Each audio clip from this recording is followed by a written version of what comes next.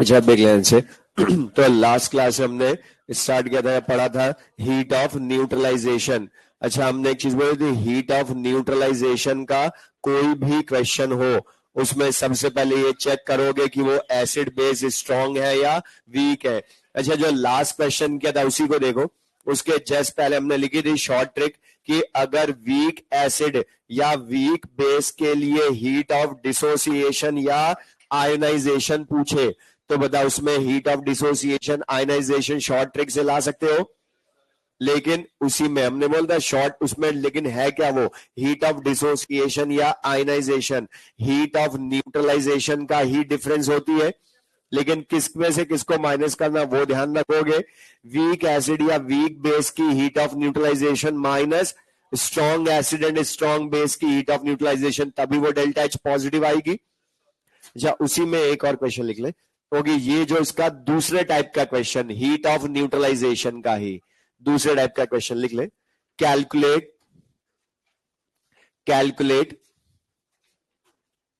Heat released in the neutralisation of, calculate heat released in the neutralisation of, board पर से लिख ले, in the neutralisation of 100 millilitre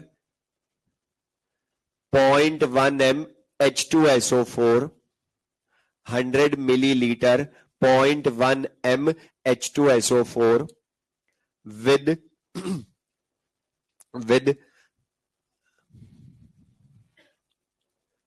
100 millilitre 0.1 m KOH, 100 millilitre 0.1 m H2SO4 with 100 millilitre 0.1 m KOH, और answer in calorie लाना है, in kilo calorie, sorry in kilo calorie लाना answer. अच्छा लेकिन अब एक चीज सुन ले, मैं जो बोल रहा हूं, जो मैंने आज भी बोल, सबसे पहले फिर दोबारा बोल रहा हूं कि जब भी क्वेश्चन सुन ले, जब भी न्यूट्रलाइजेशन का क्वेश्चन हो, न्यूट्रलाइजेशन वर्ड लिखा हो क्वेश्चन में, तो सबसे पहले चेक करना वो एसिड बेस का नेचर क्या है, स्ट्रॉन्ग है या वीक है। मतलब शॉर्ट ट्रिक का क्वेश्चन है या हमने पूरा सॉल्व करना पड़ेगा। अब बताइए शॉर्ट ट्रिक का क्वेश्चन है या नहीं, पहले तो बताओ। आयनाइजेशन वाला क्वेश्चन ही नहीं है, क्यों?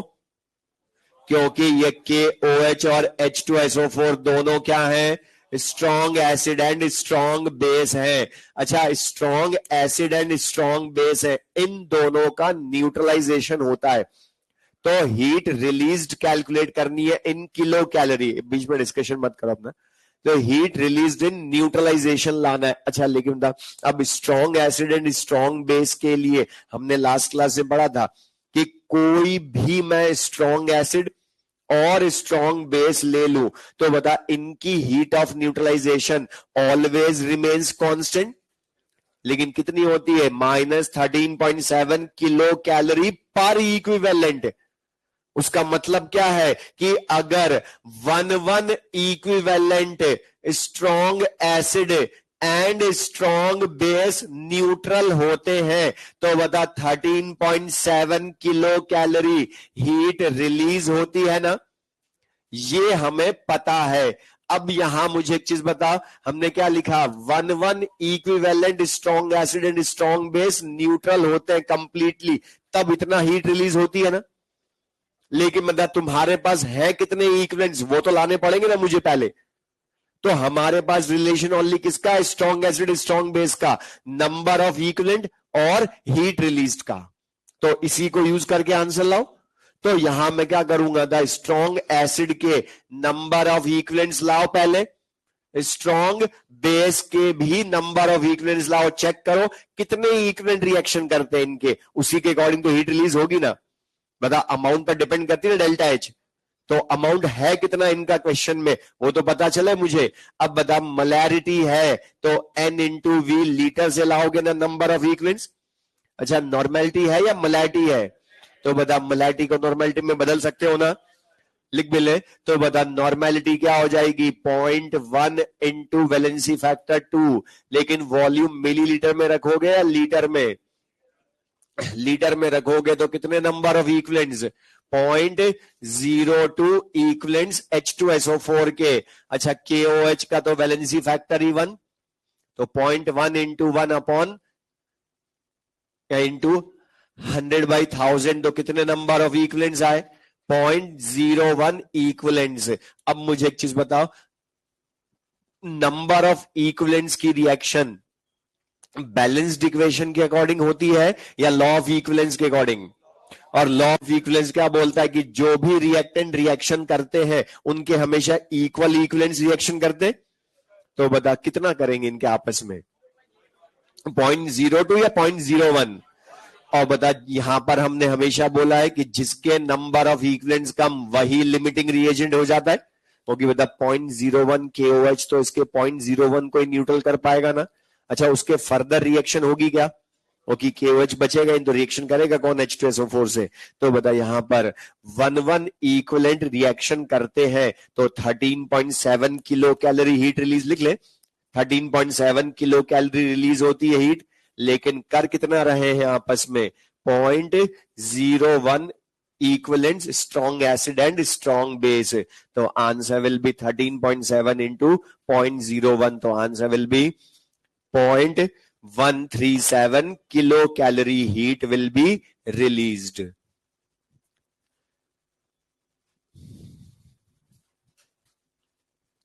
अच्छा, हीट रिलीज्ड बोला है इसलिए आंसर माइनस में टिक करोगे प्लस में?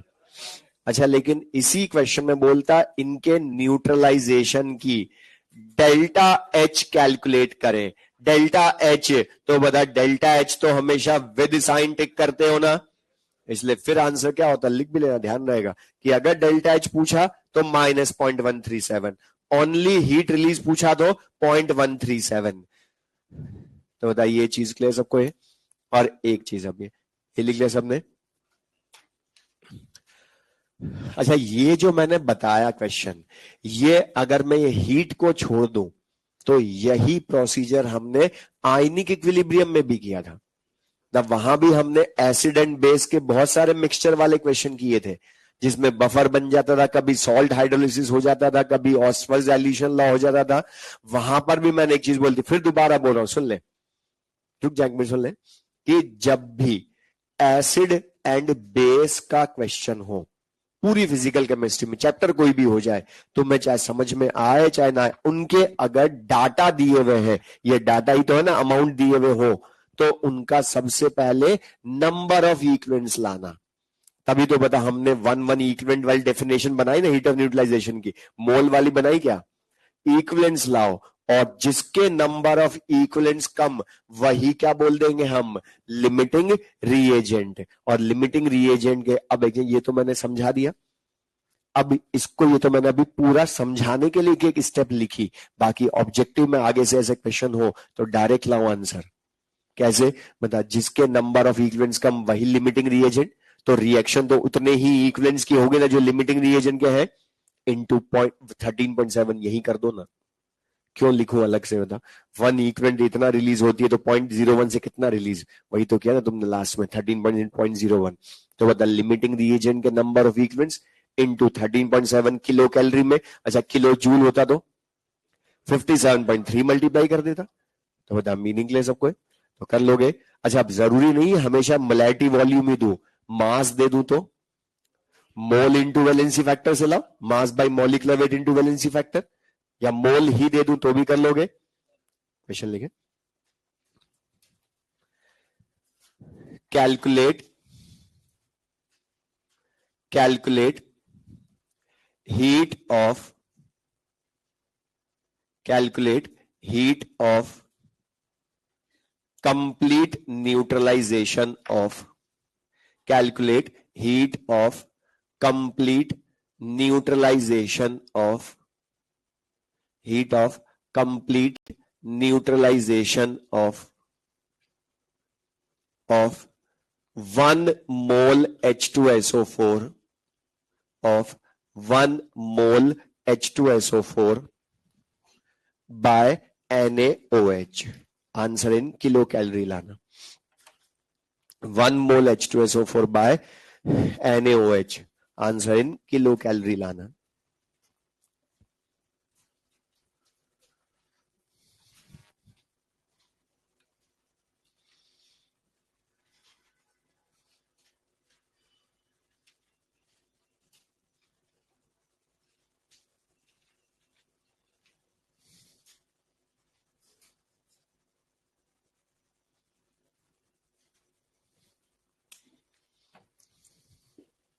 क्या आंसर दो? अच्छा, माइनस क्यों हुआ पहले तो ये बताओ। इसमें हीट ऑफ न्यूट्रलाइजेशन वर्ड लिखा, हीट रिलीज नहीं लिखा है, इसलिए माइनस में टिक करूंगा। मतलब इसने डेल्टा एच पूछा है मुझसे।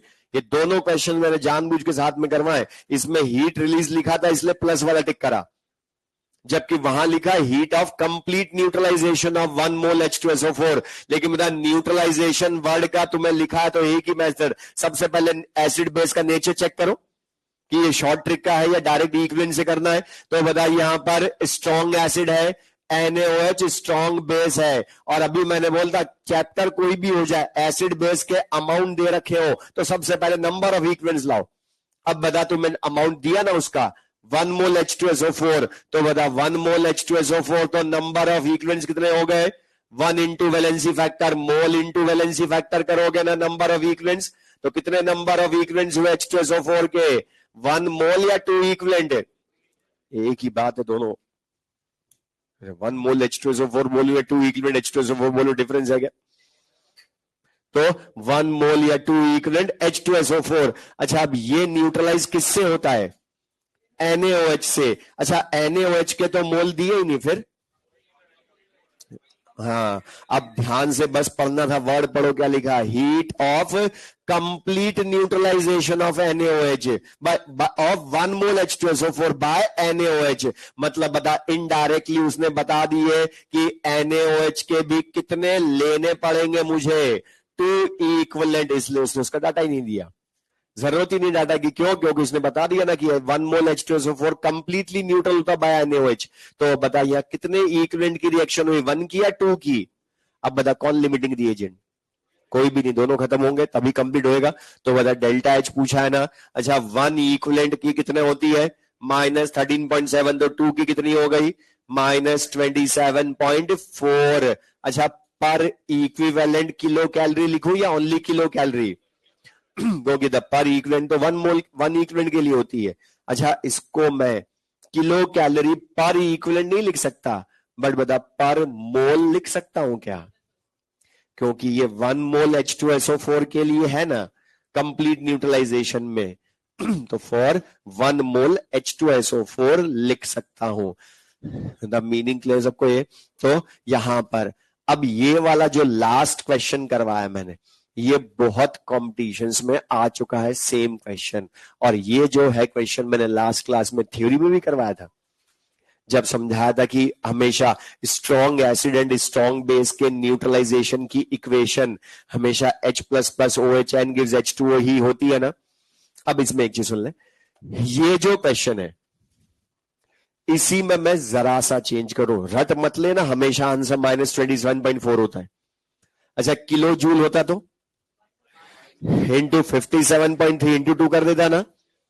अब लेकिन इसी क्वेश्चन में मैं चेंज कर रहा हूं, छोटा सा वर्ड, ध्यान से पढ़ना, रट मत लेना, हमेशा ये होता है H2SO4 में, बार बार बोल रहा हूं, कुछ रट लेते हैं।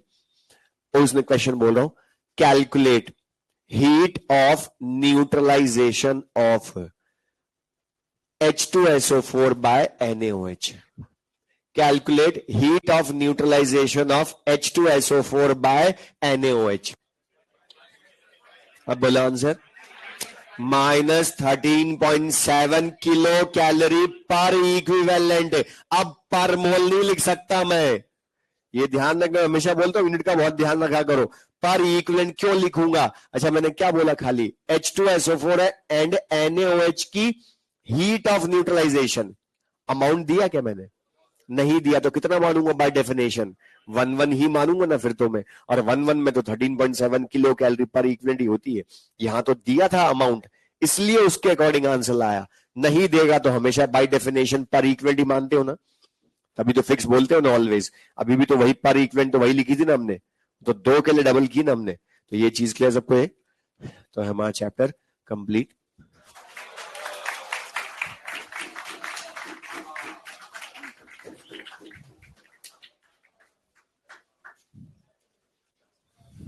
अब लिख ले last chapter, some basic concepts of chemistry. Some basic concepts of chemistry लिख लो, some basic concepts of chemistry. और ये जो some basic concepts of chemistry chapter 1, तो पहले तो इसका नेम सही बोला करो चैप्टर का। आधे लोग चैप्टर का नाम ही मोल कॉन्सेप्ट कर देते। वो एक टाइप का कॉन्सेप्ट है इसमें, चैप्टर नहीं दूसरा पढ़ाएगा मेरी जगह को। खुश मैं नहीं पढ़ा और दूसरा पढ़ा रहा कोई। अब देख लो, some basic concepts of chemistry, फालतू चीजों में टाइम वेस्ट कर दो। Some basic concepts of chemistry. अब एक चीज सुना, एनसीईआरटी में जो नेम है वही करेक्ट है। क्यों? क्योंकि इसका चैप्टर का, सुन ले, अच्छा इस चैप्टर का नेम ही बता रहा है, इस चैप्टर में वो हम कॉन्सेप्ट्स पढ़ने वाले हैं जो ऑलरेडी पूरी केमिस्ट्री में पढ़ चुके। जो पढ़ चुके वही तो पढ़ेंगे ना, some basic concepts of chemistry. तो लिख लो, हो गया। लेकिन मोल कॉन्सेप्ट फर्स्ट, जो सबसे ज्यादा हमने पूरी फिजिकल केमिस्ट्री में, और एक चीज बोला, ये छोटा सा चैप्टर 3-4 लेक्चर्स में हो जाएगा हमारा, लेकिन जो बोल रहा हूं फिर भी इसके क्वेश्चन हर साल एक क्वेश्चन तो आता ही है। तो अच्छा, छोटे से चैप्टर में एक क्वेश्चन आ जाए तो वैसे ज्यादा इंपॉर्टेंट हो गया। और हर बार आता है, या तो मोल कॉन्सेप्ट में से आता, डायरेक्ट नंबर ऑफ मोल्स की कैलकुलेशन को यूज करवाता है, या दूसरा स्टाइकियोमेट्री वाला। और ये सब चीजें जितने भी पढ़ाऊंगा हर चीज पढ़ चुके हम, इसलिए मैं बोला हमारा रिवाइज होएगा, कहां कहां चैप्टर में यूज कर चुके हैं अलग अलग, वो भी मैं बोलूंगा, इसलिए थोड़ा सा फास्ट भी करेंगे, हमें आता है। अब लिख ले फर्स्ट मोल कॉन्सेप्ट। अच्छा बता, मोल होता क्या? Amount of substance. लिखो मोल, मोल कॉन्सेप्ट में it represents amount of substance. It represents amount of substance.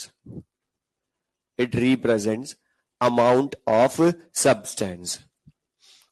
और इसकी यूनिट खुद मोल होती है, लिख ले।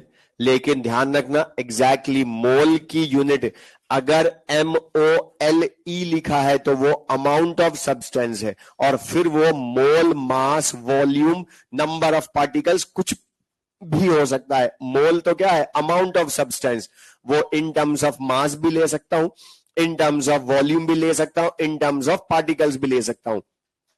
उसकी यूनिट खुद मोल होती है, लेकिन उसमें ई नहीं लिखते। फिर यूनिट मोल की क्या है? MOL लिखा है तो वो यूनिट है, और MOLE लिखा है तो वो अमाउंट ऑफ सब्सटेंस है। फिर वो amount of substance, particles, volume, mass कुछ भी हो सकता है।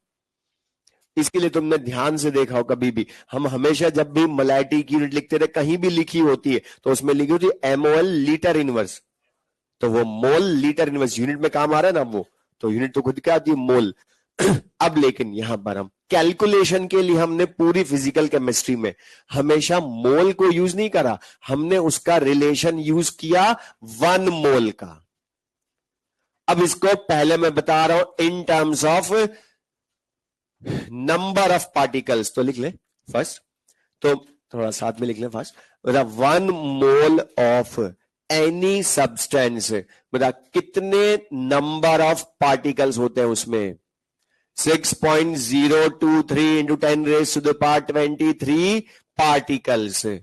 6.023 into 10 raised to the power 23 particles. और ये एवोगाड्रो नंबर ही होता है ना, और इसको represent N capital A foot में, NA, या NCERT में कुछ जगह इसको N0 भी लिखा होगा, तो NA लिखूं या N0 लिखूं, वो एवोगाड्रो नंबर का ही रिप्रेजेंटेशन है।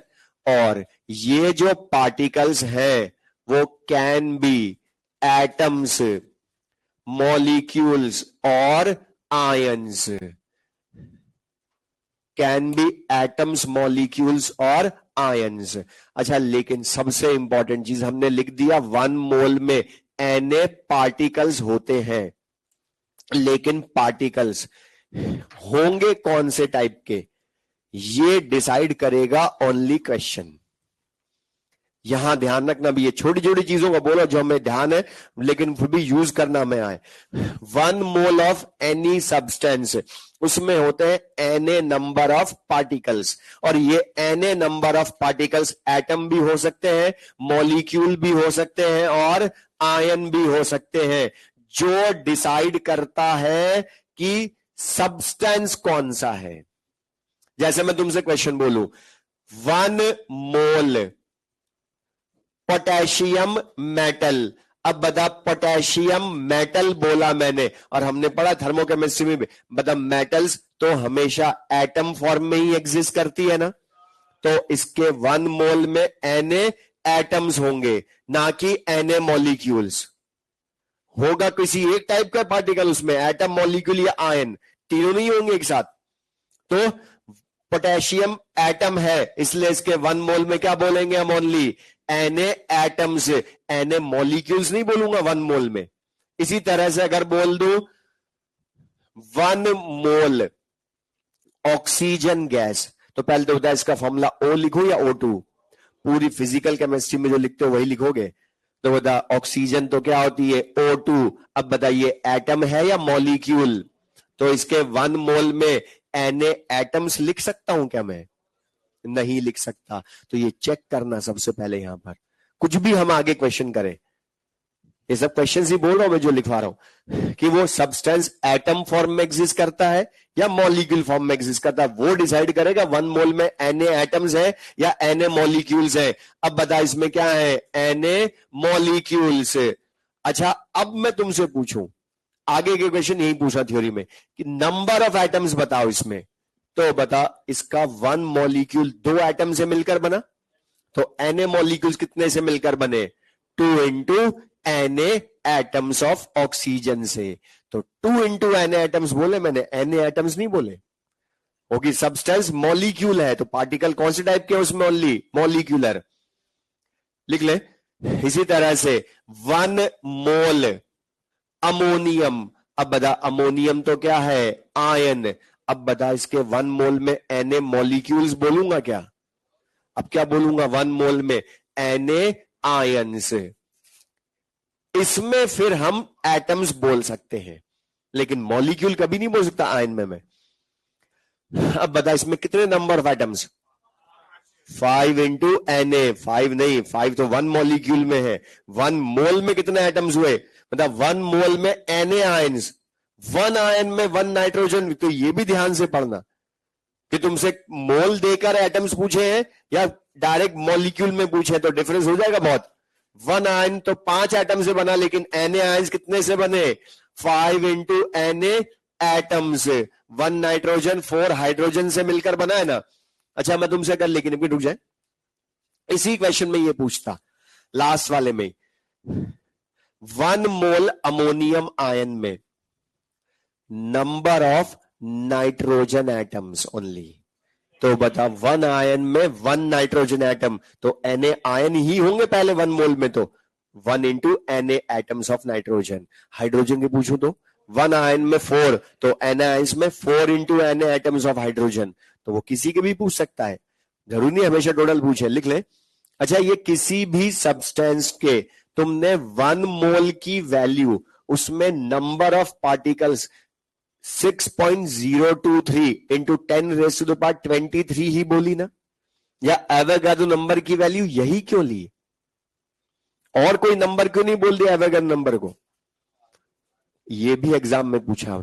और इसका मीनिंग है ये रिप्रेजेंट किसको करता है, ये इतनी ही वैल्यू कैसे लाए कि 6.02 10⁻23 ही पार्टिकल्स को एवोगाड्रो नंबर बोला। उसका रीजन है number of atoms present in, लिख ले, ये लाए किसकी हेल्प से, इन 12 ग्राम ऑफ कार्बन 12 आइसोटॉप। मतलब जो हम सारी कैलकुलेशन, सारा मोल कॉन्सेप्ट पढ़ते हैं, पूरी फिजिकल केमिस्ट्री, वो सब बेस्ड किसके ऊपर है, कार्बन 12 आइसोटॉप के ऊपर। वरना कार्बन का था कार्बन 14 आइसोटॉप भी तो होता है ना, लेकिन मोस्ट अबंडेंट क्या होता है, कार्बन 12। तो number of atoms present in 12 gram of carbon 12 isotope, उसमें जितने नंबर ऑफ एटम्स आते हैं उसी को हमने बोला एवोगाड्रो नंबर की वैल्यू। तो Na पार्टिकल्स का मतलब number of atoms present in 12 gram of isotope.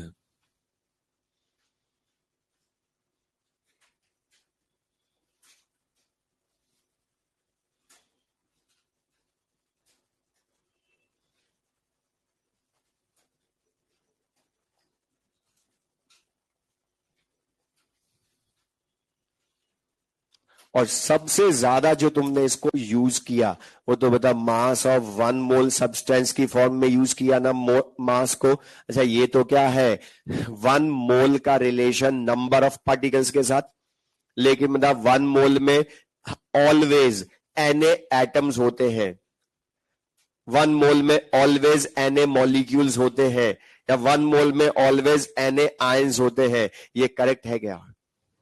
Wrong है, क्योंकि मैंने ऑलवेज बोल दिया, जबकि सब्सटेंस तो एटम मॉलिक्यूल आयन कुछ भी हो सकता है ना। वो तो डिसाइड कौन करेगा, Na एटम्स होंगे, Na मॉलिक्यूल्स होंगे, Na आयंस, तो सब्सटेंस डिसाइड कर रहा है ना। अच्छा लेकिन इसमें मैंने फिजिकल स्टेट बोली क्या, तो ये रिलेशन सॉलिड लिक्विड गैस सबके लिए है ना, सब्सटेंस किसी भी स्टेट में एग्जिस्ट करे। लेकिन सबसे ज्यादा जो हम पढ़ते हैं, लिख लें सेकंड, इन टर्म्स ऑफ मास, मतलब 1 मोल का इन टर्म्स ऑफ मास। तो बता, मास of 1 mole of any substance. अब बता इसको क्या बोलोगे, 1 मोल तो मोलर टर्म होती है ना 1 मोल के लिए, तो जनरल हमने पूरी फिजिकल केमिस्ट्री में। तो बता ये है क्या, मोलर मास ही होता है ना। अच्छा लेकिन ये जो मोलर मास है ये तो जनरल टर्म है। अब ये मोलर मास मुझे बता, मॉलिक्यूलर वेट इन ग्राम होगा या एटॉमिक वेट इन ग्राम होगा, या कुछ भी हो सकता है। डिपेंड करेगा फिर से वही चीज की सब्सटेंस एटम है या मॉलिक्यूल है। क्योंकि बता, पोटेशियम के 1 मोल का मास पूछूं तो एटॉमिक वेट इन ग्राम। अच्छा ऑक्सीजन का पूछूं तो मॉलिक्यूलर वेट इन ग्राम। तो यहां पर ध्यान रखोगे कि 1 मोल का मोलर मास एटॉमिक वेट इन ग्राम भी हो सकता है और मॉलिक्यूलर वेट इन ग्राम भी हो सकता है। वो डिपेंड करेगा सब्सटेंस क्या है। तो मोलर मास लिखे, इसलिए मैंने हमेशा तुम्हें मोलर मास बहुत कम बोला है। मैंने हमेशा बोला मास ऑफ 1 मोल सब्सटेंस जो होता है वो एटॉमिक वेट इन ग्राम या मॉलिक्यूलर वेट इन ग्राम।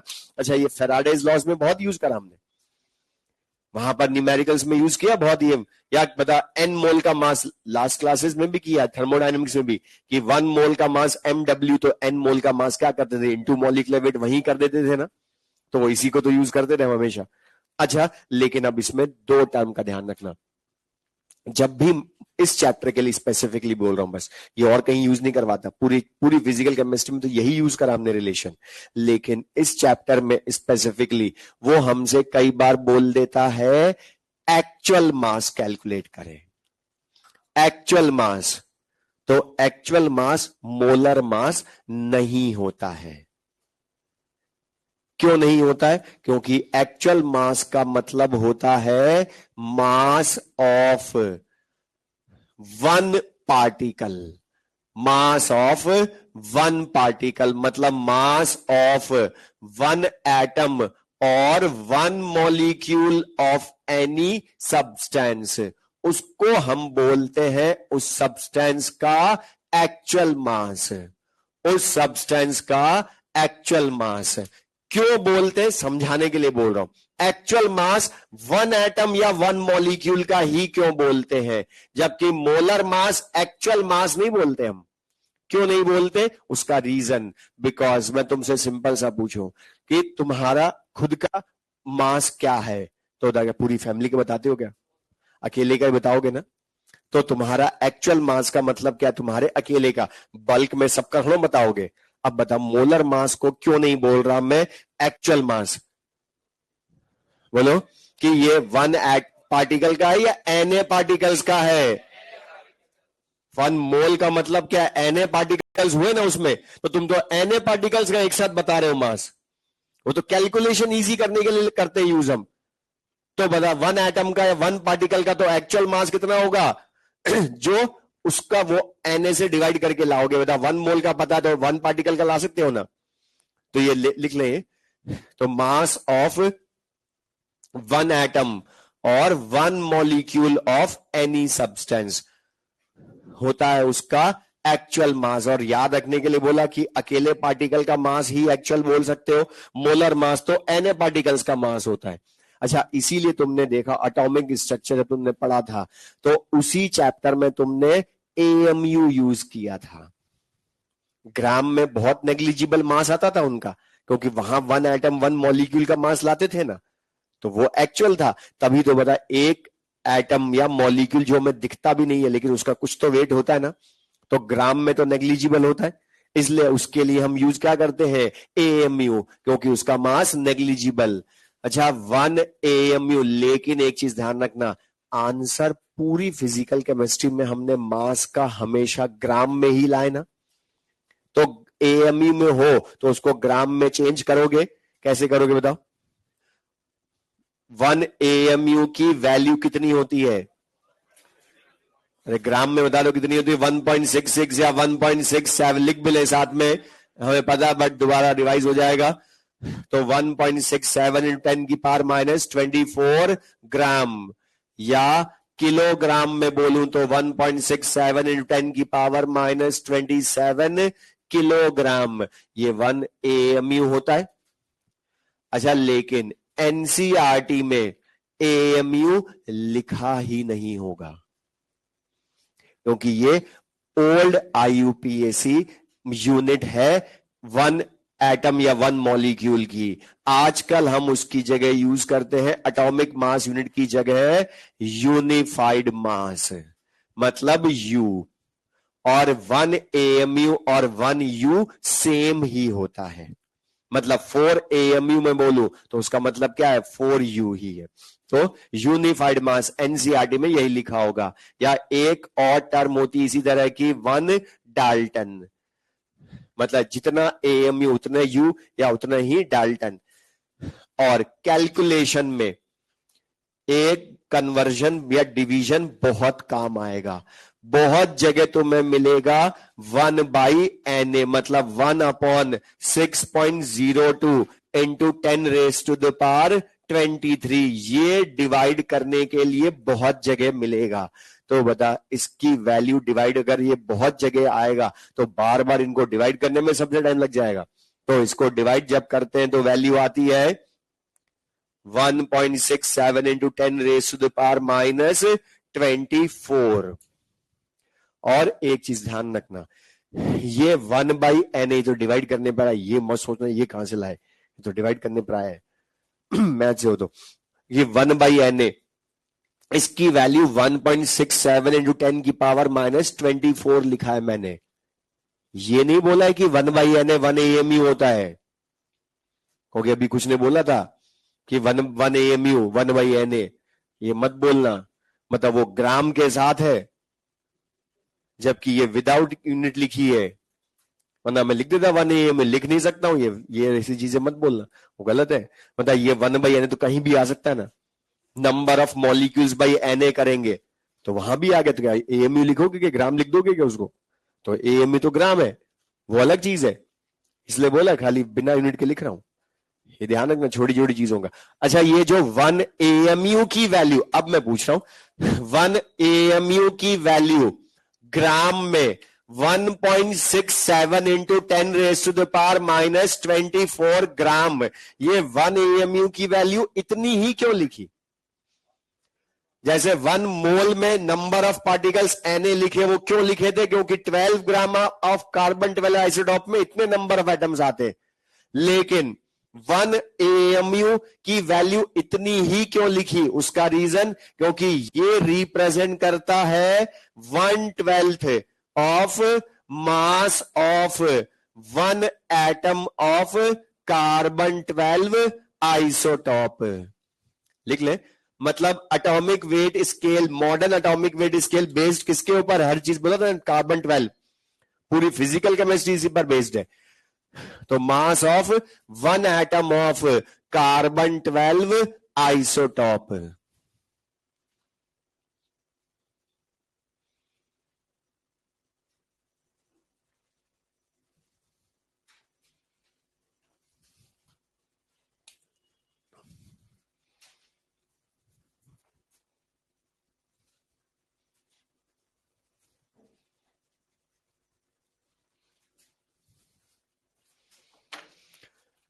तो द कन्वर्जन, ये सबको क्लियर? तो द 1 मोल को in terms of particles represent करा, in terms of mass represent करा। अच्छा था यहां पर भी ये ऑफ एनी सब्सटेंस लिखा ना। अच्छा था सब्सटेंस की फिजिकल स्टेट मेंशन की क्या? मतलब 1 mole in terms of mass in terms of particles, solid liquid gas सबके लिए है ना। तो अब मुझे बता दो थर्ड इसी का ये, और ये वॉल्यूम वाला रिलेशन हमने फैराडेज लॉज में न्यूमेरिकल में बहुत यूज किया था। बताऊंगा कैसे, पहले तुम बताओ।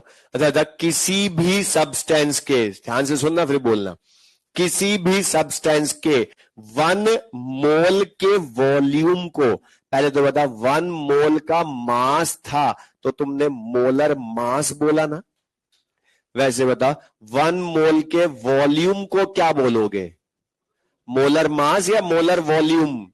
तो कई बार मोलर वॉल्यूम लिखकर पूछेगा वो, तो तुम्हें ध्यान है। अब बताओ किसी भी सब्सटेंस के 1 मोल का वॉल्यूम कितना होता है, बोलो। किसी भी सब्सटेंस के 1 मोल का वॉल्यूम कितना होता है, 22.4 लीटर नहीं होता, क्यों? अच्छा, 22.4 लीटर एट एसटीपी भी नहीं होता है।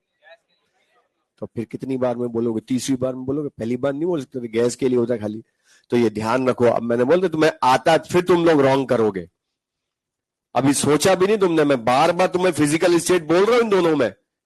क्यों बोल रहा हूं? क्योंकि ये वॉल्यूम तुमने खाली गैस के लिए एसटीपी पढ़ा है।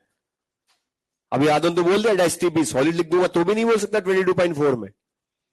ये थर्ड रिलेशन, इसलिए तो मैंने बोला फैराडेज लॉज में किया यूज। कैसे? तुमने ध्यान से देखा, वहां पर हमने बहुत न्यूमेरिकल्स में किया था। Hydrogen gas is liberated, oxygen gas is liberated, Cl2 gas is liberated, volume देता था तो लिखता था एट एसटीपी। तो वो ये किसके लिए है? ओनली फॉर, अभी तो मैं रुक गया यहां तक, इसके आगे कहां लिखा मैंने कुछ? एनी के बाद छोड़ दिया। तुम बताओ क्या लिखना आगे, सॉलिड लिक्विड गैस या ओनली गैस है? दूसरा किस पर? Only at STP. तो इसमें दो चीजें ध्यान रखना, एक तो फिजिकल स्टेट फिक्स्ड है, ये जो रिलेशन बता रहा हूं ये only for gases. Solid liquid का तो अलग तरह से लाते हैं volume, volume of 1 mole of any gas है। दूसरा ये कब है? किसी भी टेम्परेचर प्रेशर पर या एसटीपी पर ओनली? एसटीपी पर ओनली। और उसकी वैल्यू कितनी होती बताओ? 22.4 लीटर, या बता सेंटीमीटर क्यूब में 22,400 मिलीलीटर।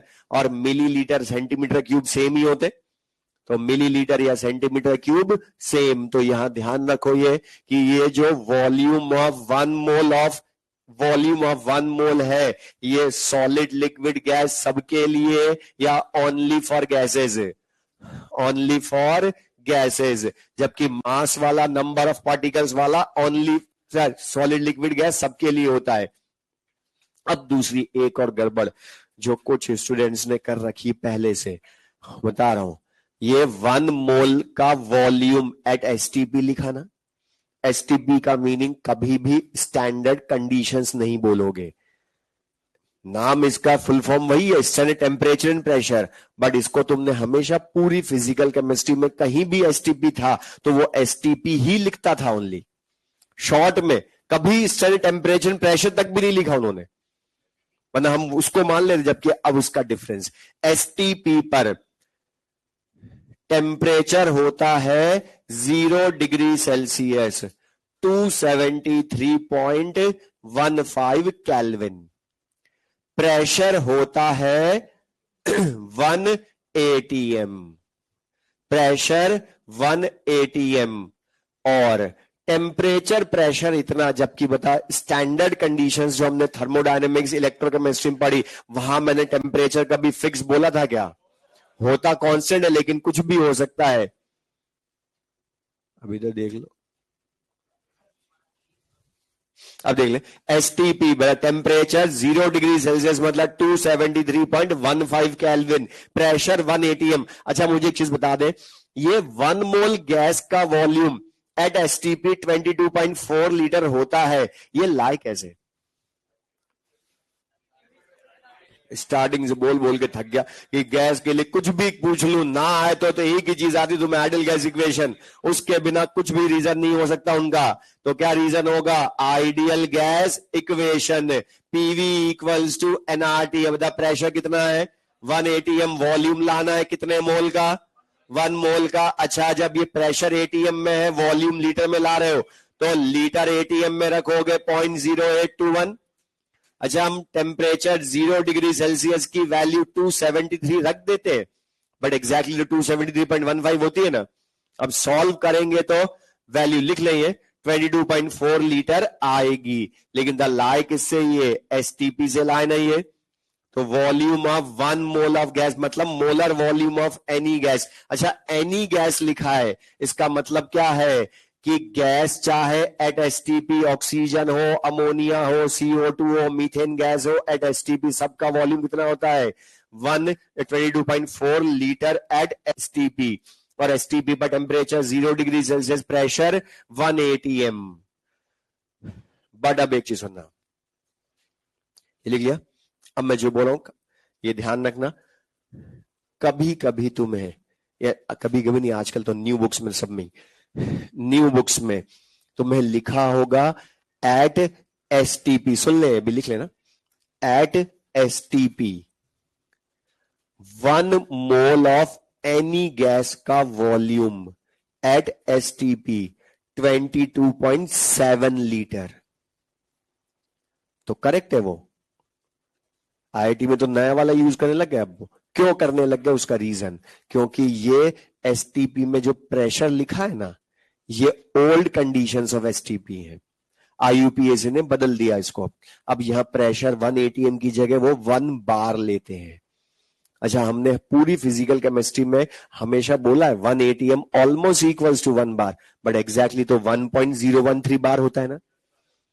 और अब तुम यहां रखो ATM की जगह, बार में रखोगे 1.013 बार, तो 1 बार इक्वल्स टू 1 अपॉन 1.013 ATM, तो 0.998 या 996 समथिंग आएगा। तो बता 0.996 रखूंगा तो प्रेशर कम तो वॉल्यूम थोड़ा बढ़ेगा ना। तो एक चीज ध्यान रखना, दोनों एसटीपी हैं। अब कई बुक्स नोट्स में लिख देते हैं एनटीपी, पूरी केमिस्ट्री में कहीं नहीं लिखा एनटीपी। एनटीपी है कहां, एनसीईआरटी में होता ही नहीं एनटीपी कुछ केमिस्ट्री के अकॉर्डिंग। तो दोनों ही एसटीपी हैं। कुछ तो क्या लिख दे नोट्स में, ये एसटीपी वो एनटीपी, ये कब पढ़ लिया। दोनों ये ओल्ड एसटीपी कंडीशंस है, वो न्यू एसटीपी कंडीशन है, दोनों एसटीपी। और एनसीईआरटी में आजकल तुमने कहीं पे भी देखा वो 1 ATM की जगह 1 बार लिखते हैं, क्योंकि न्यू कंडीशंस पे करते हैं वो सब चीजें। तो प्रेशर 1 ATM की जगह 1 बार लूंगा तो 22.7 हो जाएगा। आईआईटी वालों ने तो चेंज कर लिया, लेकिन मेडिकल एग्जाम में बीबीसी से आते, तो यही याद रखना, मैं ओल्ड वाला ही, बट न्यू वाला पता तो होना चाहिए ना मैं, कि प्रेशर 1 बार कर दूंगा तो ये 22.7 हो जाएगा लीटर। ये ध्यान रखना, ये एनटीपी कुछ नहीं होता है, पहली चीज तो केमिस्ट्री के अकॉर्डिंग यहां ध्यान रखना। तो ये चीज क्लियर सबको, ये एनसीईआरटी में लिखा है दोनों चीजें, एसटीपी पे लिखा ओल्ड एसटीपी कंडीशन, ये न्यू एसटीपी कंडीशन 1 बार, टेम्परेचर यही रहता है। ये चीज क्लियर सबको है। अब मुझे एक चीज बता दे, ये तो हमने बोला वॉल्यूम, अब ये तीनों के रिलेशन, ये हमने क्या बोला 1 मोल का relation in terms of mass, volume या नंबर ऑफ पार्टिकल्स। अच्छा, इन्हीं से फिर नंबर ऑफ मोल्स की कैलकुलेशन के फॉर्मूले भी हमने यूज किए ना बहुत जगह, वो सब लाए कहां से, इन्हीं से लाए हमने सब। तो लिख ले next heading, formulas, next heading लिख ले, formulas for the calculation of, formulas for the calculation of, formulas for the calculation of number of moles, formulas for the calculation of number of moles। अच्छा, सबसे ज्यादा पूरी physical chemistry में तुम्हें number of moles mass से ही लाए ना, कैसे लाते हो बताओ। अरे मैंने बोला तुम भी बताओगे, जल्दी रिवाइज होएगा हमारा। मतलब मास इन ग्राम लेते हो, लेकिन उसमें हमेशा अपॉन मोलर मास। अब अगर वो सब्सटेंस मॉलिक्यूल है तो मास इन ग्राम अपॉन मॉलिकुलर वेट इन ग्राम। अच्छा, वो एटम है तो मास बाय एटॉमिक वेट इन ग्राम। मैं इसको मास बाय मोलर मास लिख सकता हूं शॉर्ट में, लेकिन लिखूंगा अलग अलग, क्योंकि मैंने तुम्हें बोला तुम्हें चेक करना है सब्सटेंस एटम है या मॉलिक्यूल। तो बता, पोटेशियम हुआ तो 39 से डिवाइड करोगे, ऑक्सीजन हुआ तो 32 से, उसका मॉलिकुलर वेट या एटॉमिक वेट। अच्छा, ये लाए कैसे बताऊं क्या, बता देता हूं, देख लो। सुन ले। अच्छा जो हमने पढ़ा उसी से। अच्छा मॉलिक्यूलर वेट इन ग्राम का मतलब क्या है कि 1 मोल मॉलिक्यूल का मास है ना ये। तो बता उल्टा भी तो बोल सकता हूं, mw ग्राम इक्वल टू 1 मोल, मतलब mw ग्राम सब्सटेंस में 1 मोल होता है। तो बता 1 ग्राम में कितने मोल होंगे, 1/mw मोल। तो w ग्राम सब्सटेंस में कितने होंगे, W/mw। तो यहां पर अब ये काम की चीज सुना, तो द मास अगर है तो पहली चीज मिलीग्राम या किलोग्राम हुआ तो उसको ग्राम में हमने हमेशा चेंज किया पूरी फिजिकल केमिस्ट्री में। तभी तो मैं बोलता मास इन ग्राम, तो लिख ले, तो मास इन ग्राम अपॉन मॉलिक्यूलर वेट इन ग्राम, अगर वो मॉलिक्यूल है तो। अच्छा एटम है तो मास बाय एटॉमिक वेट इन ग्राम। और ये मास इन ग्राम ही क्यों लेते हैं, क्योंकि बता 1 मोल का मास mw ग्राम या एटॉमिक वेट इन ग्राम, ग्राम में है तो ये भी तो ग्राम में ही होना चाहिए ना, फिर तभी तो मोल आएंगे ना उससे। अच्छा नंबर ऑफ मॉलिक्यूल्स दे दूं तो कैसे लाओगे, into Na divide by Na। अच्छा Na मॉलिक्यूल्स में 1 मोल, तो x मॉलिक्यूल्स में कितने मोल, x बाई Na आएगा। तो number of molecules by Avogadro number, तो Na, और इस Na की वैल्यू को अप्रोक्सीमेशन के लिए 6 इंटू 10 की पावर 23 ले लेते हो approx, number of molecules by Na। अच्छा volume of gas at STP दे रखा हो डायरेक्ट, तो द फैराडेज लॉज में ये भी बहुत यूज किया था, volume in litre upon 22.4 litre, लेकिन द वॉल्यूम सेंटीमीटर क्यूब में हो तो वो मिलीलीटर ही होता है ना फिर, तो फिर 22,400 मिलीलीटर। बट बताइए किसी भी टेम्परेचर प्रेशर पर या only at STP, only at STP. अच्छा अगर temperature pressure other than STP हो तो फिर कैसे लाओगे मोल, अदर देन एसटीपी हो तो फिर कैसे लाओगे मोल, आइडियल गैस इक्वेशन से पीवी बाय आरटी। और ये कब है, other than temperature and pressure other than STP.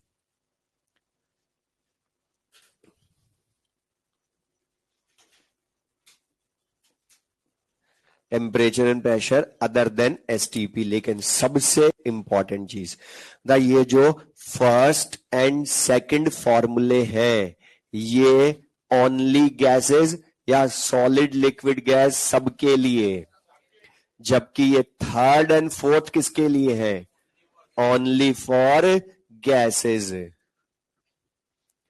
Only for gases. तो ये ध्यान रखोगे, ये फर्स्ट सेकंड में हमने सब्सटेंस बार बार बोल रहा था मैं, जबकि इसमें क्या लिख रहा था, गैस के लिए।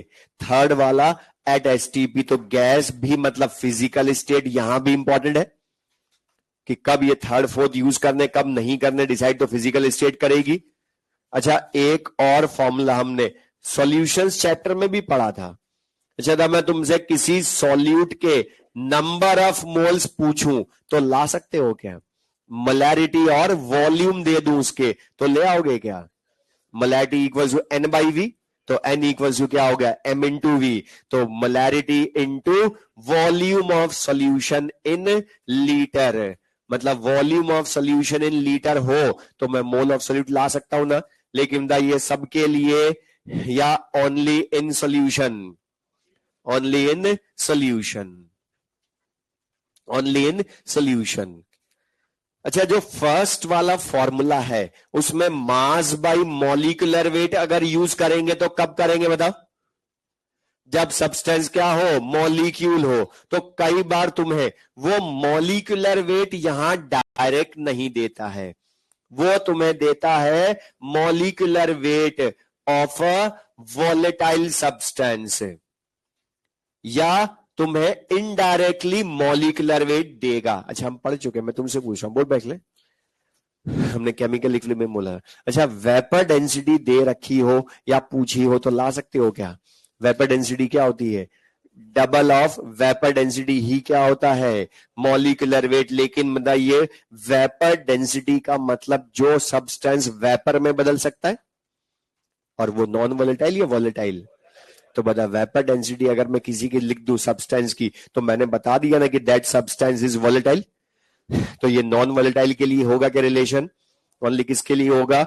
वॉलेटाइल के लिए। तो molecular weight of a volatile substance होता है डबल ऑफ वेपर डेंसिटी। लिख ले, डबल ऑफ वेपर डेंसिटी। तो तुम्हें अगर इस पूरे चैप्टर में या पूरी फिजिकल केमिस्ट्री में बोल रहा हूं, अगर किसी सब्सटेंस का की वेपर डेंसिटी दे दी तो उसका एक ही यूज है कि उसने तुम्हें इनडायरेक्टली उस सब्सटेंस का मॉलिक्यूलर वेट दे दिया। और बता, मॉलिक्यूलर वेट मिल गया तो भी तो मोल ला सकते हो ना, फिर मोल की कैलकुलेशन में यूज कर सकते हैं ना उस वेपर डेंसिटी को भी। अच्छा, लेकिन ये वेपर डेंसिटी होती क्या है? तो ये ध्यान सुनना, ये वेपर डेंसिटी किसी भी वॉलेटाइल सब्सटेंस की उसकी एक्चुअल डेंसिटी नहीं होती है, ये होती है उस सब्सटेंस की। अच्छा, वेपर क्या होती है? गैस ही तो होती है ना। उसकी वेपर्स मतलब गैस की density relative to hydrogen gas density at same temperature and pressure. अच्छा, सेम टेम्परेचर एंड प्रेशर लिख रहा हूं, एसटीपी नहीं लिखा है मैंने। अच्छा, सेम टेम्परेचर प्रेशर का मतलब टेम्परेचर प्रेशर कुछ भी हो, बस दोनों के होने क्या चाहिए? सेम। तो लिख ले, वेपर डेंसिटी होती क्या है बता, एक्चुअल या रिलेटिव डेंसिटी? लेकिन रिलेटिव भी किसके? फिक्स्ड है वो, हाइड्रोजन गैस के रिलेटिव ही होनी चाहिए। तो हाइड्रोजन गैस के रिलेटिव डेंसिटी को हम क्या बोलते हैं? किसी भी गैस की डेंसिटी को वेपर डेंसिटी। अब इसी खाली इस वेपर डेंसिटी पर एक बार पहले क्वेश्चन आया था कंपटीशन में, जहां हमें ये फॉर्मूला खाली याद होता, बस इतना सा, ये कुछ नहीं यूज करवाया, खाली ये मॉलिक्यूलर वेट भी नहीं पूछा उन्होंने। क्वेश्चन बोला, सुन ले। उसने बोला था एयर की डेंसिटी दी थी, एयर की डेंसिटी गिवन थी, हाइड्रोजन गैस की density at the same temperature pressure given थी, और बोल रहा वेपर डेंसिटी लाओ। मैं सब में खाली फॉर्मूला याद आ जाए बस। एयर मतलब बता, गैसेस का मिक्सचर ही तो होता है ना, तो गैस ही मान सकते हो एयर को। एयर की डेंसिटी अपॉन हाइड्रोजन गैस की डेंसिटी करना था, तो बताओ उसकी वेपर डेंसिटी ला सकते थे। तो एक चीज बोल रहा हूं, क्वेश्चन में वेपर डेंसिटी चाहे कैलकुलेट करवाए या गिवन हो, तो मैं यूज किसके टर्म में करना है उसको? मॉलिक्यूलर वेट की, क्योंकि ये डायरेक्ट ज्यादा नहीं पूछेगा, वो इसको यूज करवाएगा, फर्स्ट वाले रिलेशन को। कर लोगे? अब इसी मोल कॉन्सेप्ट के मुझे क्वेश्चन अच्छे करने होंगे, तो मैं इन्हीं के साथ मिक्स करूंगा एवोगाड्रोस लॉ। लिख ले, एवोगाड्रोस लॉ, एवोगाड्रोस लॉ। और इसमें लिख ले Avogadro's law. At constant temperature and pressure, at constant temperature and pressure, at constant temperature and pressure, at constant temperature and pressure, volume of a gas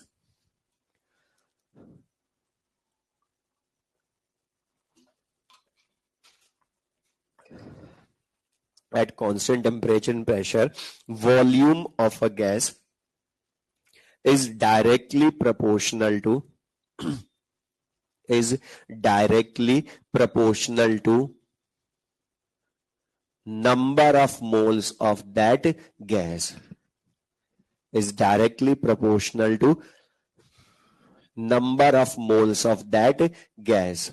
और ये statement जो है ये हम यूज करेंगे, अभी से मैं बोल रहा हूं, इसको यूज कैसे करना बताऊंगा आगे। लेकिन स्टाइकोमेट्री का जो बहुत अच्छा क्वेश्चन होगा, स्टाइकोमेट्री का आगे उसका ये बहुत अच्छा क्वेश्चन होगा, जहां ये इसका स्टेटमेंट काम आएगा ओनली। और ये याद आ गया वहां पर तो एक लाइन का क्वेश्चन, वरना आधे पेज का क्वेश्चन। इसको यूज इसलिए बोला मैंने, वो पढ़ाना नहीं थ्योरी, मुझे तो पता ना कहां का काम में लेना है। अब ये कैसे लिखा, पहले तो स्टेटमेंट प्रूव करके बताओ मुझे। और मैंने बोला गैस के लिए तुम्हें लॉज भी प्रूव करने, तो भी आइडियल गैस इक्वेशन करवाएगी। पढ़ो क्या लिखा है, टेम्परेचर प्रेशर कांस्टेंट या variable? Constant. R universal gas constant, तो बता वॉल्यूम प्रोपोर्शनल टू क्या हो गया? Number of moles. मतलब बता, लिख ले, तो volume of a gas is directly proportional to number of moles of that gas. बोल सकते हो ना, volume proportional to number of moles. इसका मतलब क्या है कि जिस गैस के मोल ज्यादा होते हैं उस गैस का ऑक्यूपाइड स्पेस भी ज्यादा होता है।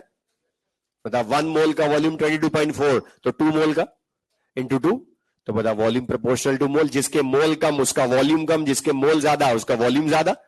मतलब वॉल्यूम का रेशियो मोल का रेशियो होता है। V1 by V2 equal to N1 by N2 भी लिख सकता हूं ना इसी को मैं, बोलो तो लिख ये हम यूज करेंगे न्यूमेरिकल में। V1 by V2 equals to N1 by N2 कैसे यूज करेंगे बताऊंगा, लेकिन मोल कॉन्सेप्ट में ये तो स्टाइकियोमेट्री में इसके दो स्टेटमेंट हम लिखते हैं। एक तो ये स्टेटमेंट जो आगे स्टाइकियोमेट्री में करवाऊंगा यूज, दूसरा जो मैं लिखवा रहा हूं लिख लें। और इसी का सेकंड स्टेटमेंट, और इक्वल वॉल्यूम्स ऑफ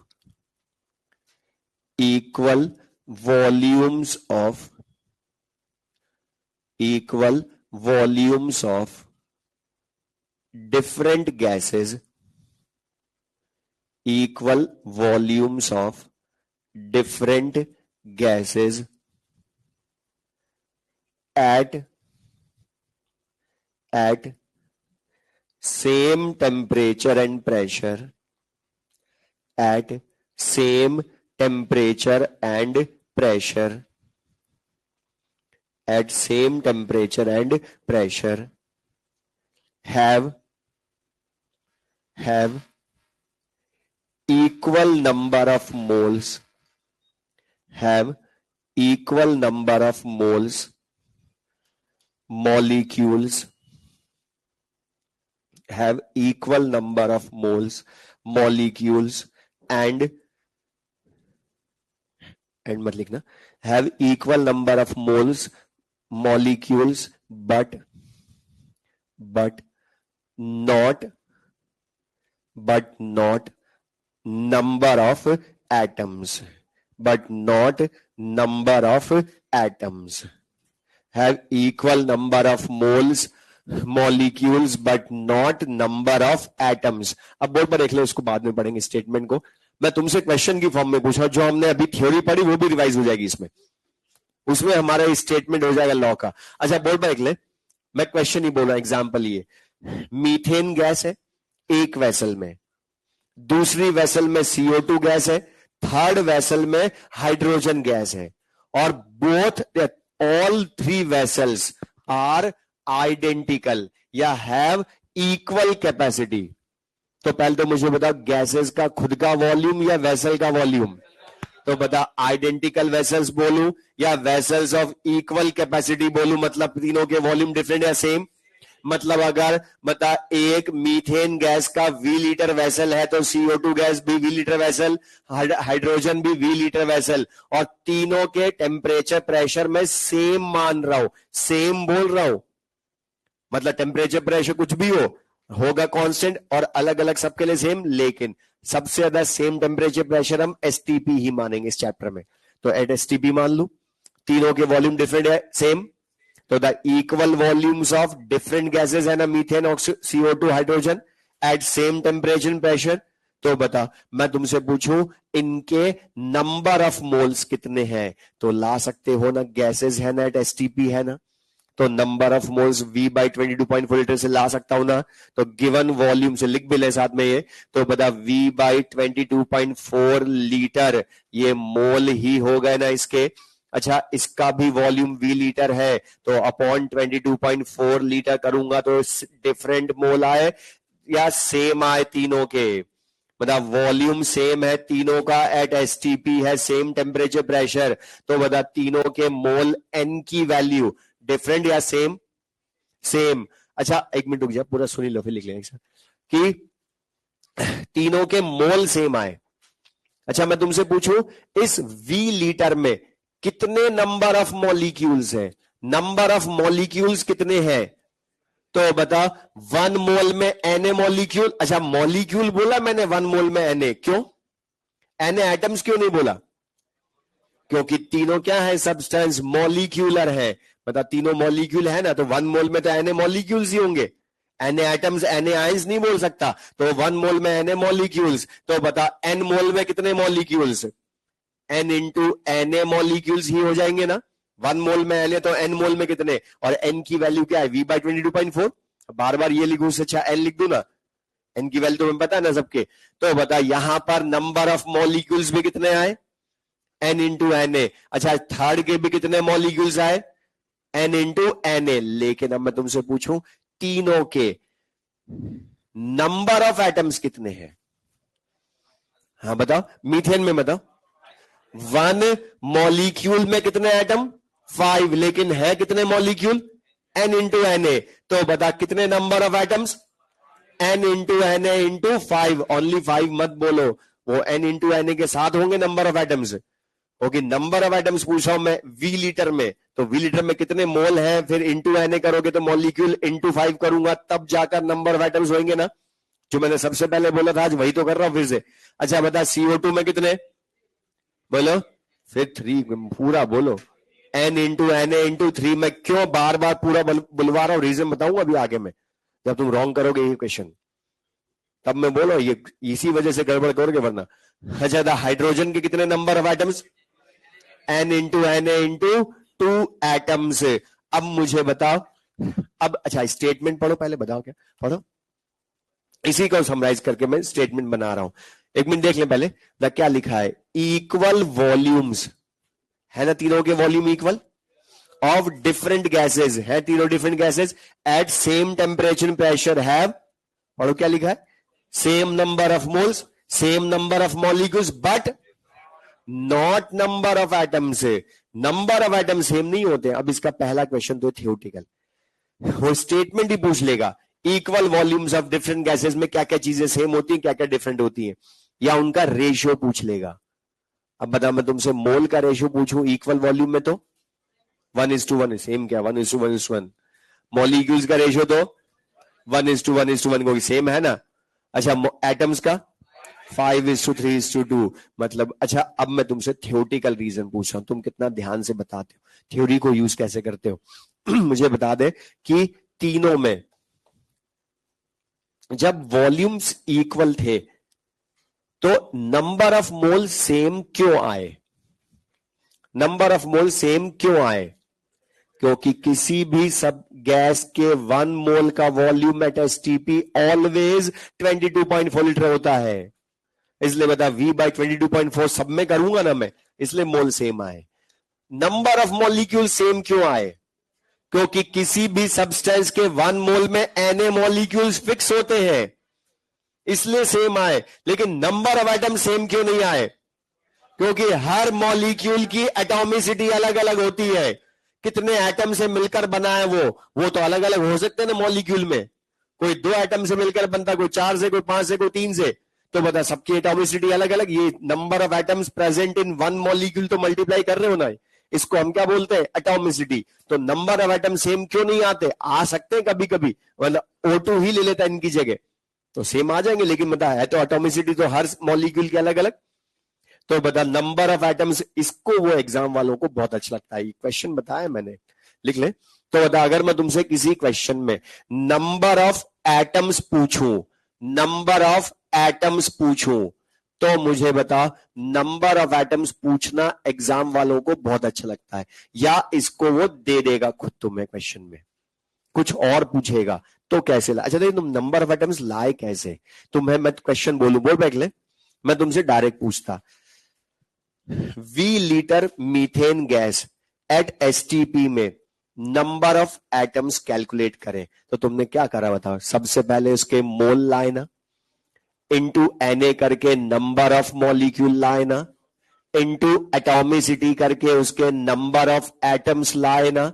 अब या तो इतना सारा अलग अलग स्टेप में कर लो, या लास्ट स्टेप कोई फॉर्मूला बना लो, mole into Na into atomicity लिख ले। और ये जो एटॉमिसिटी है ये है क्या, number of atoms present in 1 molecule of a substance, number of atoms in 1 molecule of a substance.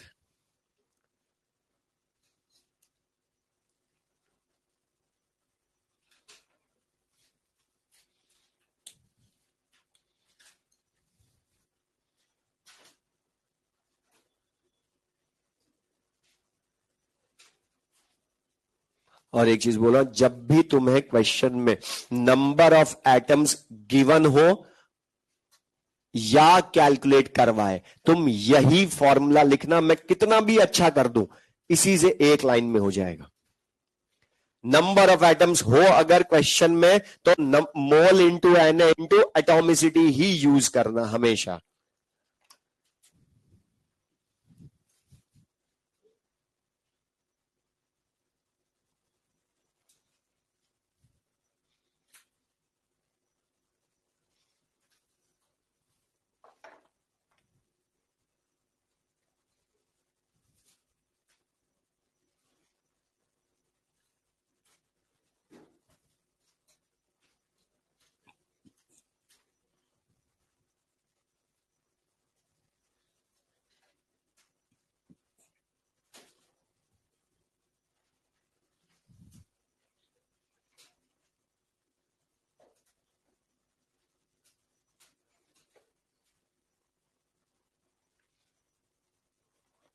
अब देख लें इसे, जो अब मैं लिख रहा हूं, ये नोट, ये रिप्रेजेंटेशन मोल का।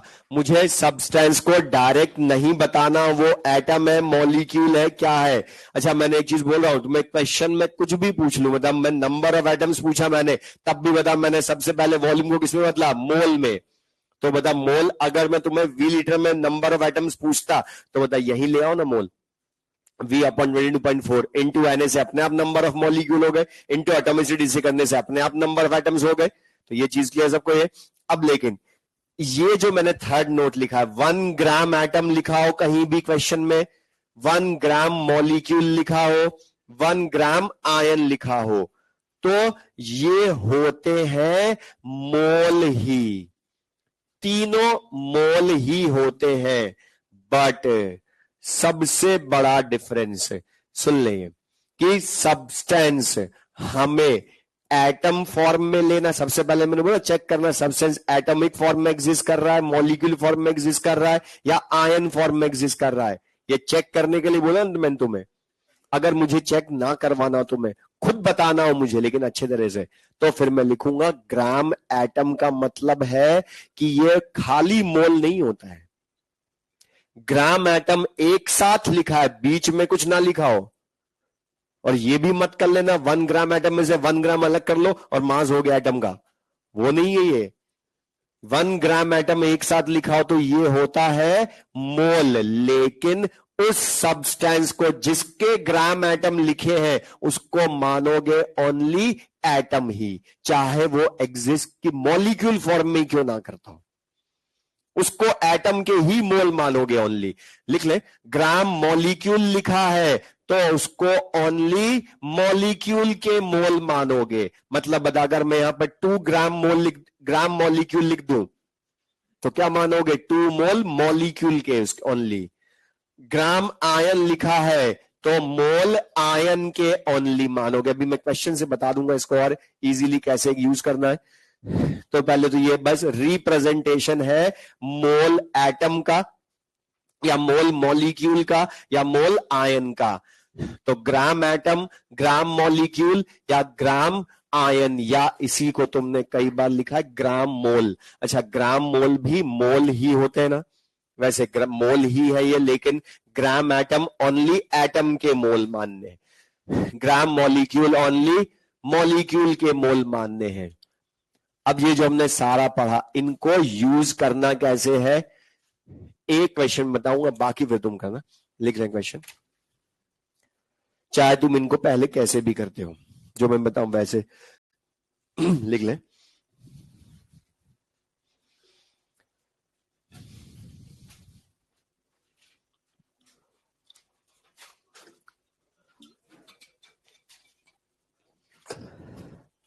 लिखे P and Q are P and Q are two identical vessels. P and Q are two identical vessels. P and Q are two identical vessels.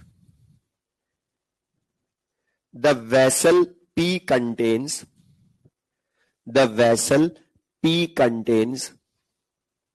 Board पर से लिख ले 45 gram ethane gas 45 gram ethane gas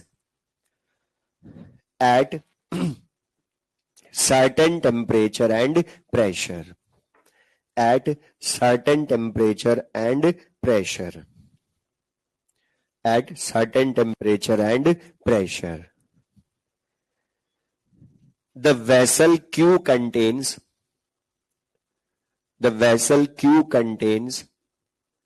24 gram the vessel Q contains 24 gram of an unknown gas 24 gram of an unknown gas at same temperature and pressure at same temperature and pressure at same temperature and pressure find vapor density of unknown gas find vapor density of unknown gas find vapor density of unknown gas अच्छा एक minute सुन ले इसमें जो मैं बोल रहा हूं एक जनरल चीज बोल रहा हूं बोर्ड पर देख ले कोई भी क्वेश्चन पूछो डाटा में हर बार रिप्रेजेंटेशन चेंज करूंगा बोर्ड पर देख ले आंसर से मतलब नहीं है मैंने पहले बोला एक मैं बता रहा हूं बाकी तुम करना कुछ भी क्वेश्चन पूछो मोल कॉन्सेप्ट चैप्टर में एक ही चीज तुम्हें लाने की सोचनी है मोल लाओ आंसर लाओ और कुछ नहीं सोचना हमें क्वेश्चन में एक ही तरह से करोगे सारे क्वेश्चंस होंगे मैं चाहे हर बार डाटा में लैंग्वेज में चेंज करूंगा मोल लाने की सोचोगे अब कैसे लाओ लैंग्वेज पढ़ो एक तो इतनी बड़ी सारी लैंग्वेज है इसकी जबकि उसने सब कुछ बता दिया कि कौन सा यूज करना चाहे साथ में पढ़ा रहा हूं तो हमें सबको पता है कि अभी एवोगैड्रोस लॉ का स्टेटमेंट पढ़ा है लेकिन इसमें पढ़ो कैसे लिखा है वो डायरेक्ट नहीं लिखा है आइडेंटिकल वेसल्स लिखा है बता P and Q two identical vessels मतलब बता दोनों के वॉल्यूम डिफरेंट या सेम सेम अच्छा दोनों में पहले पढ़ो पी में एट सर्टेन टेम्परेचर प्रेशर लिखा है क्यू के लिए at the same temperature pressure लिखा है मतलब बता इक्वल वॉल्यूम्स अच्छा ये दोनों सेम गैसेस हैं या डिफरेंट गैसेस हैं एक ईथेन है एक दूसरी अननोन गैस है तो बता दोनों different gases having equal volume at same temperature pressure बता ये किसका स्टेटमेंट हो गया एवोगैड्रोस लॉ का स्टेटमेंट हो गया ना उस स्टेटमेंट के अकॉर्डिंग सोचोगे तुम्हें याद भी तो हो जाएगा ना एवोगैड्रोस लॉ का स्टेटमेंट अब बताओ equal volumes of different gases at same temperature pressure have equal number of moles मैंने बोला कुछ भी पूछ लू लाने तुम्हें मोल ही है अब बता दी तुम्हें उसने इनडायरेक्टली एवोगैड्रोस लॉ के अकॉर्डिंग दोनों गैसेस के मोल डिफरेंट या इक्वल इक्वल अब बता मोल लाने के लिए तुम्हारे पास क्या है लिख ले मास है तो mass by molecular mass ethane का सम ऑफ एटॉमिक मास से 30 अच्छा गैस का मास 24 अपॉन मॉलिक्यूलर वेट करोगे ना इसको अच्छा तुम्हें उसका मॉलिक्यूलर वेट पता है लाना पड़ेगा और लाए भी क्यों तुमसे वेपर डेंसिटी पूछिए तो यही रखो ना 2 इंटू वेपर डेंसिटी तुम्हारा टाइम बचेगा कैलकुलेशन एक ही बार में होगी तो बता मैंने बोला कुछ भी पूछ लू मैं तुमसे बस एक ही चीज लाने की सोचोगे मोल अब उसके लिए मैं डाटा अलग अलग दूंगा बाकी तुम्हें कुछ सोचना ही नहीं दूसरा मतलब तुम ही परेशान होगे हर बार डाटा बदलूंगा मैं नेक्स्ट क्वेश्चन लेंगे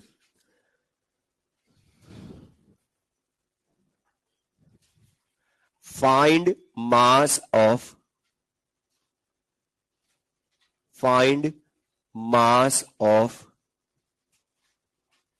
बोर्ड पर से लिख ले अब तुम्हें 2 मासेस लाने हैं लिख ले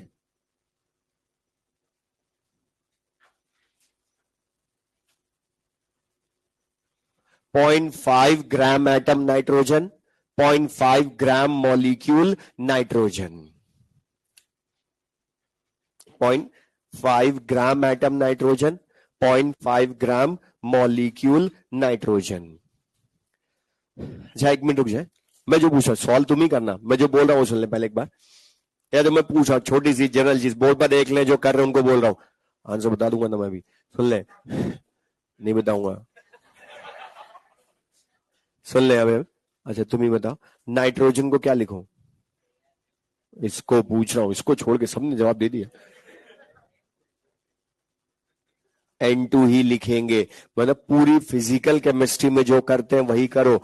नाइट्रोजन लिखा है तो उसको N2 ही मानते हो ना हमेशा। लेकिन यहां क्वेश्चन में पढ़ो, अभी जो मैंने नोट लिखवाया था उसको अप्लाई करना कैसे सीखेंगे हम। मतलब इसने क्या लिखा, फर्स्ट में ग्राम लिखा है या ग्राम एटम लिखा है? अच्छा, ओनली 0.5 ग्राम लिखा था तो डायरेक्ट मास था। बट बता 0.5 ग्राम एटम नाइट्रोजन लिखा है। अच्छा, ओनली नाइट्रोजन लिखा होता तो मैं इसको N2 ही मानूंगा हर जगह पूरी फिजिकल केमिस्ट्री की तरह। लेकिन अब ये ग्राम एटम लिखा है तो ये क्या हो गया, 0.5 मोल। लेकिन मोल या मोल एटम ओनली? तो बता अब इस N2 को, नाइट्रोजन को क्या लिखूंगा, N2 या N? अब मैंने बोला था ना तुम्हें कि ग्राम एटम लिखा है तो वो सब्सटेंस को एग्जिस्ट किसी भी फॉर्म में करता हो, मानोगे एटम ही उसको फिर। तो बता नाइट्रोजन N2 फॉर्म में एग्जिस्ट करती है, लेकिन यहां ग्राम एटम के साथ लिख दिया उसने, इसलिए मोल एटम माना ओनली। अच्छा, सेकंड में लिख ले, द सेकंड में क्या है, 0.5 ग्राम मॉलिक्यूल, तो वो भी मोल है, लेकिन वहां N लिखो या N2? अब बता, अब तो तुम्हें बोलता मैंने कुछ भी क्वेश्चन पूछ लू, लाने तो तुम्हें मोल ही है। अब तो उसने मोल खुद नहीं दी डायरेक्ट, लेकिन इंपॉर्टेंट चीज थी वो N के हैं या N2 के। और बता, अब मोल आ गए तो इन्हीं को डायरेक्ट मास में बदल लो ना। अच्छा, लेकिन अब बदलोगे कैसे, एटॉमिक वेट से मल्टीप्लाई या मॉलिकुलर वेट से मल्टीप्लाई? तो मैं तुम्हें क्यों एग्जैक्ट लिखवाता हूं, 1 मोल का मास मॉलिकुलर वेट इन ग्राम। अगर मॉलिक्यूल है तो, एटम है तो एटॉमिक वेट इन ग्राम, यहां दोनों है। तो मतलब ये 0.5 मतलब हाफ मोल हो गया ना। अच्छा, नाइट्रोजन एटम है तो इसके 1 मोल का मास, इसका एटॉमिक वेट 14 ग्राम होता है ना। तो आंसर क्या हो गया, 7 ग्राम नाइट्रोजन एटम। सेकंड में बता हाफ मोल, लेकिन इसका मॉलिकुलर वेट तो वो तो 28। तो answer 14 gram nitrogen N2 molecule. तो बताइए ये चीज क्लियर सबको ये?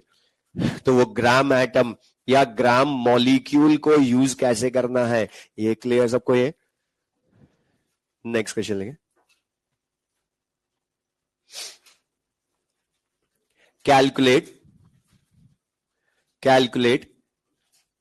एक्चुअल मास ऑफ, जो हमने थ्योरी में पढ़ा वो भी यूज करो, actual mass of methane. Actual mass of methane, actual mass of methane. और एक चीज ध्यान रखना, मास वो तुम्हें हमेशा ग्राम में ही देगा या पूछेगा, क्योंकि पूरी फिजिकल केमिस्ट्री में तुमने AMU यू कहीं भी यूज नहीं करा किसी भी चैप्टर में, तो वो तो ग्राम में ही करा है हमेशा यूज। तो आंसर भी ग्राम में ही बताओगे। अब पहले तो बता दो एक्चुअल मास का मतलब क्या होता है, 1 मोल पार्टिकल्स का मास या 1 पार्टिकल का मास? तो बता, एक्चुअल तो अकेले का होता है ना। अब लेकिन 1 पार्टिकल कौन सा, एटम, मॉलिक्यूल या आयन? बोलो क्यों? क्योंकि ये मॉलिक्यूल है खुद। बोले तो सबसेंस एटम है तो 1 एटम का मास हो जाएगा। कि मैं कार्बन लिखता खाली तो फिर 1 एटम का मास होता, लेकिन है क्या ये, तो तुमसे बता इनडायरेक्टली उसने क्या पूछा है, मास of 1 molecule of methane. Mass of 1 molecule of methane तुम्हें पूछा है। लेकिन मैंने एक चीज बोली तुम्हें, अभी कुछ भी पूछ लू मैं तुमसे, मोल कॉन्सेप्ट में एक ही चीज लानी, मोल लाओ आंसर लाओ। अब मोल कैसे लाऊं, मतलब मास लाना है तुम्हें 1 एटम का या 1 मॉलिक्यूल का, तो तुम्हें नंबर ऑफ मॉलिक्यूल मिल गए ना, चाहे 1 ही क्यों ना हो, है तो नंबर ऑफ मॉलिक्यूल्स ही। तो बता, अब number of molecules number of mole से कैसे लाओगे, number of molecules divided by Avogadro number करोगे।